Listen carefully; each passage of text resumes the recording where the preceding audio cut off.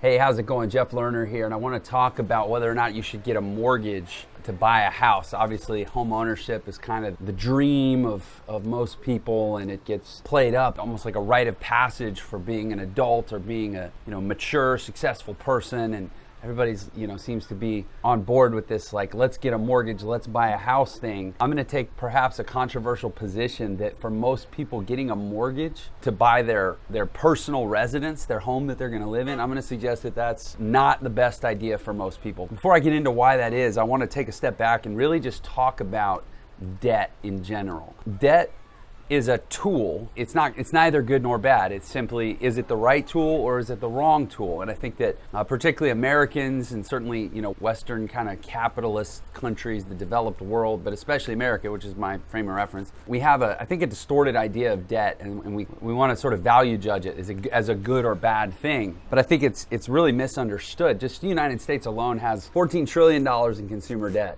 About 2/3 of that, $9 trillion, is mortgages. And the vast majority of that is mortgages on people's primary residences, not investment properties. Then you have about $1.5 trillion in auto loans, about $1.5 trillion in student debt, and then almost $1 trillion in credit card debt. That's how the American debt spectrum breaks out. I want to suggest that almost all of that is bad debt.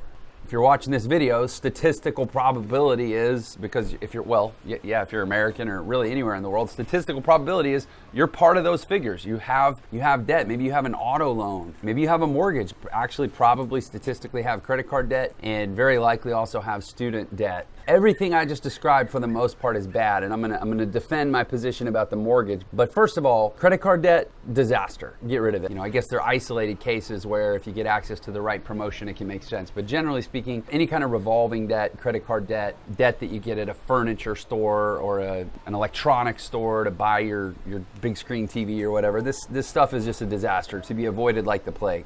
The bottom line is any debt with an interest rate that costs you equal to or greater than the natural sort of rate of inflation is bad debt, because the odds are you're not going to be able to keep up with it. It's compounding the problem of the fact that your money's already being devalued year after year. What that means in effect is that anybody that has below probably a 700, maybe 720 credit score, there's no such thing as good debt below a 720 credit score, because you're never going to get access to capital, consumer capital, that's not going to, be at a punitive interest rate. If you even want to have the good debt, bad debt conversation, focus on your credit. Auto debt, not a good move. Better to buy a $2,000, a $4,000 car, pay cash, something that at least runs and can get you from point A to point B. It's all about just are you willing to settle for less car?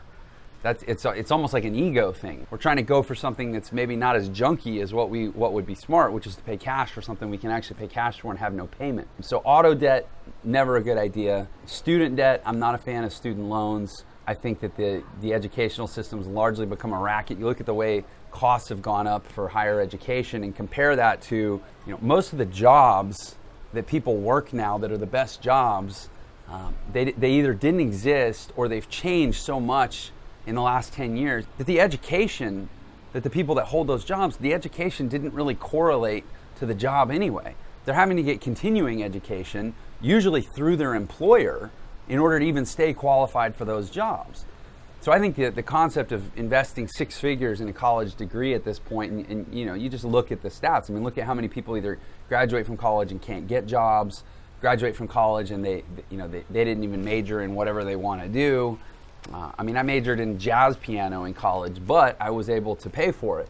I never borrowed any money to do it. Actually was able to get, use a combination of scholarships and actually working while I was in school. The data does not support the idea of financing an expensive college education. And then, so obviously credit cards, auto loans, student debt, and then mortgages. The reason I don't think mortgages are a great idea has to do with a characteristic of the real estate market, which is the difference between the purchase market and the rental market. There's a point where you can get a lot of house for less money as a renter, because typically, depending on what area you live in, when you get beyond like the $1,500 to $2,000 a month rental market, people that can afford $3,000 a month, $4,000 a month, essentially numbers beyond $2,000, those are typically people that can get a home loan. And because we're conditioned that you should if you can, there's really not much of a residential rental market much above 2,000. Now, obviously, if you live in like New York City or San Francisco, I used to have an apartment in New York City that was like 600 square feet and was like $4,000 a month. Obviously, there's certain markets where these numbers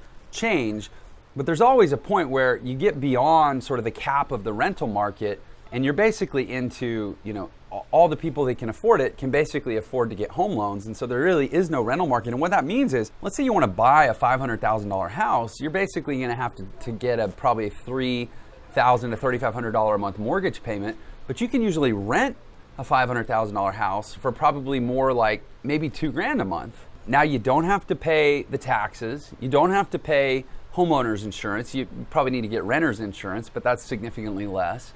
You're not responsible for the primary upkeep and the primary repairs on the house, like the big stuff, assuming you negotiate your lease the right way. So you look at that deal and you're probably saving all in $1,500, maybe $2,000 a month by renting that house versus trying to buy it. Well, what would you really be paying for if you bought it? You'd be paying for a place to live. The same thing you're paying for if you rent it, right? Only you're paying $1,500 to $2,000 more. And it's not like you're capturing that money in equity, because over the life of that loan, depending on your interest rate, you're probably going to pay back $1 million or more over the 30 years. And especially if you're only going to live in the house 5 or 10 years, it's almost all going to go to interest, right? In the loan, the way they amortize the loan. Why not spend $1,500 to $2,000 per month less in total home ownership cost and take that money, go buy a $150,000 or $200,000 investment property and rent it out, even if you're losing a little bit of money, even if you're not able to rent it out for the full cost, for the full carrying cost of your home, at least now you have a renter paying the cost of ownership on that extra $1,500 to $2,000 a month, and that you can keep for life. It's not like the house you live in now, where when you move, you sell it and you lose it, and all you ever got was the appreciation of the house. You're going to keep the appreciation of the rental property, but you're also going to allow the mortgage to mature, presumably, to where you get into the sweet spot of building equity off of a renter's money. I kind of have the same principle about car ownership, leasing versus buying. Anything in life that you simply have to have, like a car or a house, but that isn't income producing, you want to get your carrying costs for that to simply be as low as possible. And for most people, renting is going to be a cheaper way to have a house than buying.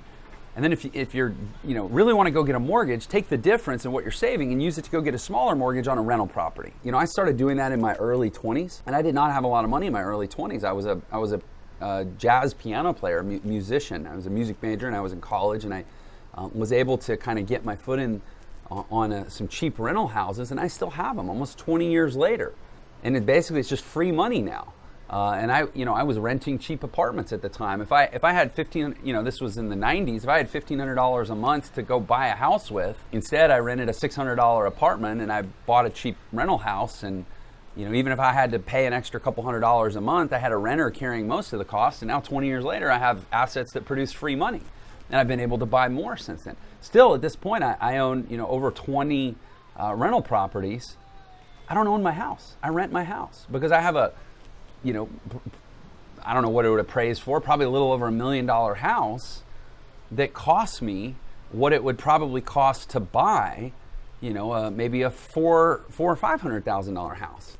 And I can take that difference and I can go put it to work, because at the end of the day, the only good debt is business or investment debt. It's debt that creates access to capital that you can go use to put into play to generate cash flow for yourself. That's the only good debt. And that's a contrarian attitude. I know that, most people say your home is your biggest asset. I'm calling BS. Your home's not your biggest asset. For most people, your home is your biggest liability. Out of the $14 trillion in consumer debt in the United States, $9 trillion of it is mortgage debt. And the majority of that, like 95+% of that, is on primary residences that are not producing cash flow for people. They are very slowly, if not at all, building wealth for people. They are sucking their cash flow out of their personal economy so that they can't deploy it into more productive places. And that is my attitude about getting a mortgage, all right? Consider renting and redeploy the capital into an investment property. Remember, life is meant to be awesome. I'll catch you next time.